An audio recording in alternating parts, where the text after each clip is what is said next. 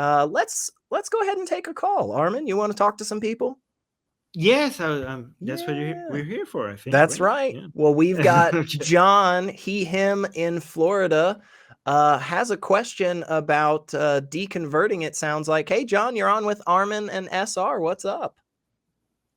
Hey, SR. Hey, Armin. Good to see you both.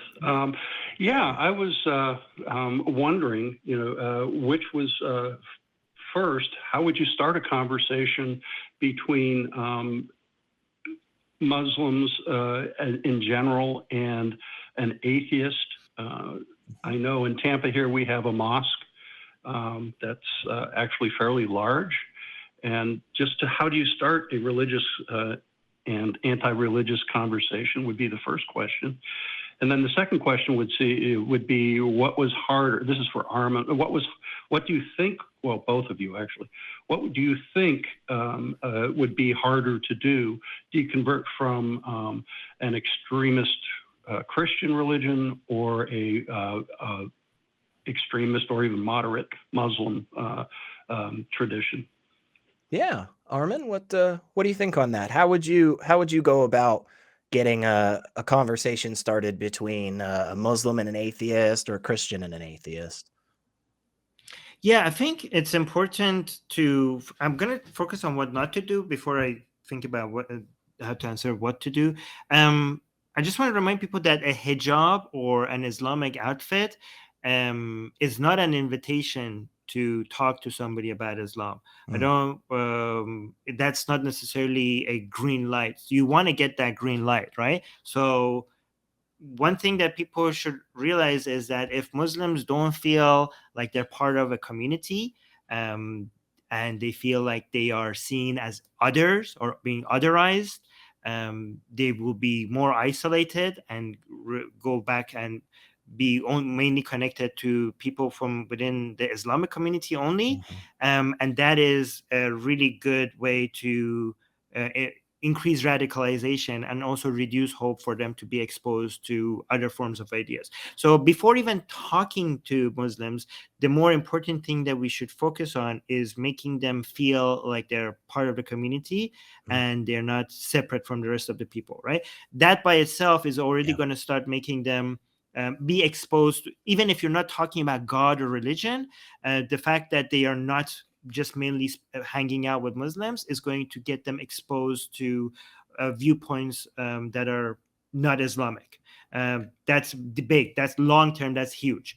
When it comes to actually talking about religion and God, it's better to create environments where they come to you rather than you go to them. Because then if they come to you, that's already like, if you have a place where like, hey, I don't believe in God, change my mind, I don't believe in Islam, change my mind, them walking towards you or them clicking on your website or your Facebook page or YouTube channel, that's already a green light, right? Because it's already very clear what you're doing. The other way is for them to start an engagement, like for example, they had, like, I once walked into a mosque. Like when I go into mosques often, and I don't go there to debate Islam because I wasn't invited there to do that. I go there just to like chill out and see the people there and maybe make friends. But if they have an event that, hey, come ask about Islam, then that's a green light. Just make sure you keep it friendly, because the more important than changing people's mind, I think, is about God. I think it's more important for you to try to focus on changing their minds about atheists, right? So that's easier to do. That the changing their mind about God and religion, that's a more long-term investment. A shorter-term investment is for them to feel comfortable around atheists and ex-Muslims even, and making them changing their views about how potentially an atheist could be maybe even a nice person, maybe even an ex-Muslim could be a nice person. That seems unlikely, but maybe that's possible, right? So if you as an ex-Muslim could have a friendly chat with a Muslim, you might be you don't even have to have a debate with them. Just by them noticing how friendly you are with them, they're gonna change their view on ex-Muslims just because you had a friendly conversation. Yeah, and I think there's a lot there that you said. I would just, totally sign off on. for me, John, in my life, obviously this scenario a little different, right? And I think those are wonderful ways to get that conversation started, right? I have friends that, do things like this. They have channels on YouTube, they have Facebook groups. Sometimes they'll just grab a table and a notepad and go sit at a local park.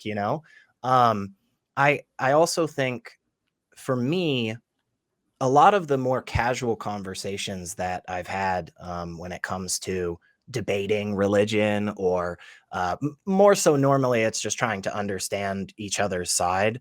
A lot of that has been in a way that Armin was talking about. I didn't just walk down the street and hear somebody say God bless you and then just go, well, how do you know God's real? What's your evidence for that? Right? It was presented in a much more inviting and much more friendly way. Um, and oftentimes it's more innocuous. I think it's more simple things where somebody just casually brings up like, oh, hey, do you go to this church, or have you ever seen this church? Or I'll just say real gently sometime like, oh, I don't pray. And oftentimes just presenting non-belief as something that is so commonplace and everyday, right? As everything else, right? Like nobody would bat an eyelid if you were walking down the street and somebody said to you like, nice day we're having, and then just kept walking. Like nobody would be, that's not something that would just like stick for anybody and just be like, oh my gosh, what did you just say? Right? Like you could just walk down the street and just go like, God's fake. But you're probably not going to have too many of these conversations because it's a bit more of an aggressive, stance on it, right? As opposed to just a gentle, more inviting and welcoming approach. I think what you said, Armin, about, hey, maybe let's not focus on this discussion of making somebody change their mind on a belief in God. But we can probably make some pretty good progress on that belief that all non-believers, all atheists are horrible people, like we can probably, fix some of that, which I think is a really good tack. Yeah. Right. Do you have something else?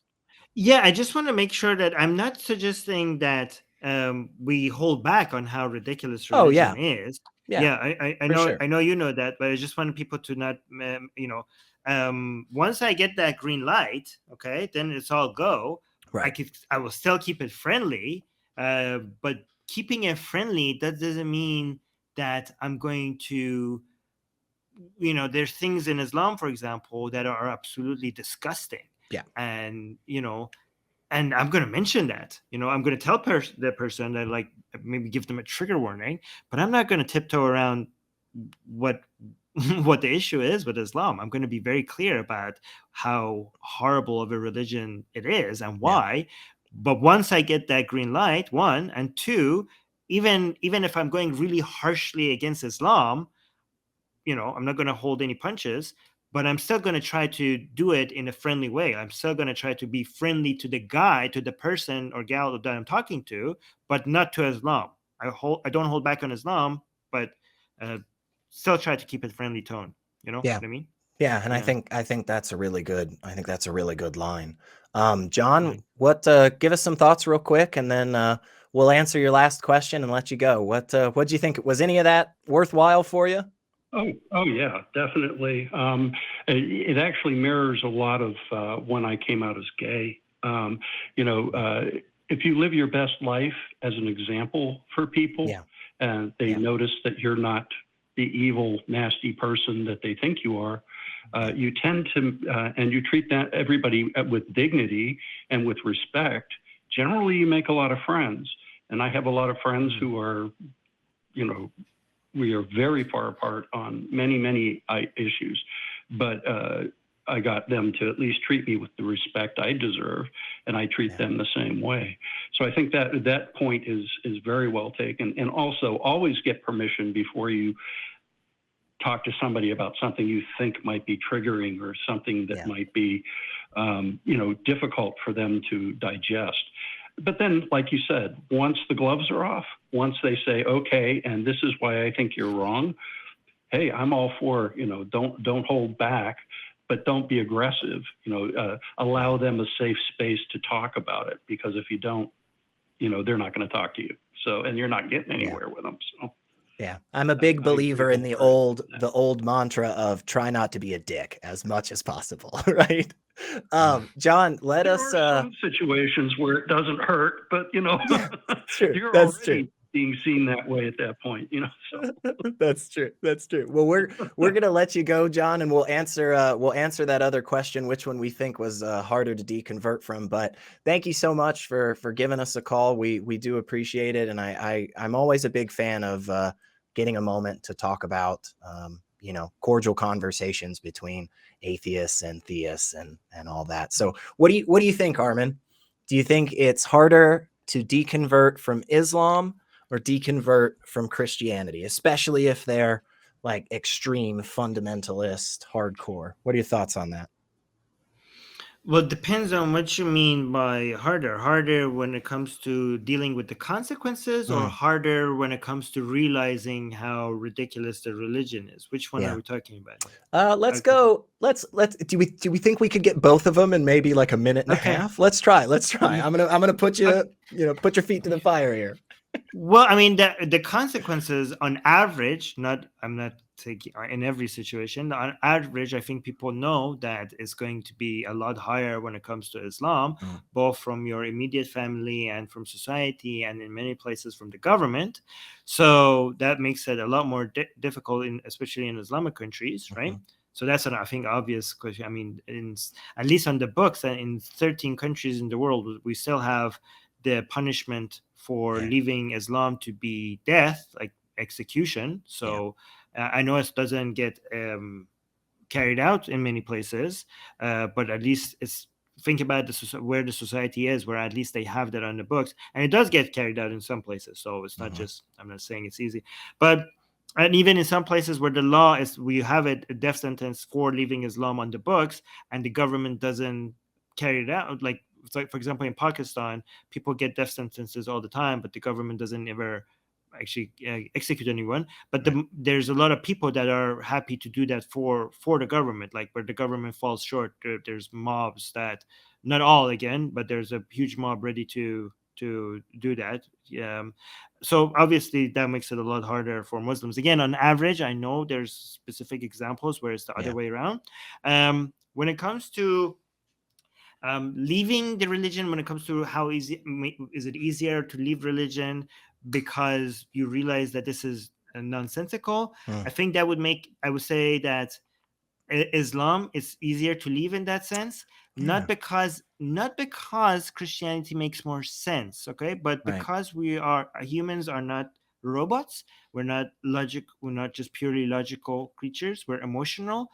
And right now, again, in this moment in history, people feel the effects of Islam in their personal lives a lot more than Christianity. Again, it could be different in places. It's just like how much the religion gets involved in your day-to-day life, and how negative that is. People experience that much closer and much more aggressively from Islam, and that's why that realization. So for just like in Christianity, you see how a lot of gay people, for example, are more likely to realize that Christianity is nonsense than average people, because they feel the effect of Christianity in their personal life more than average people, right? So in the same way, because Muslims feel the negative influence of Islam on their personal lives in this moment in time more than Christianity, it's more likely for them to realize how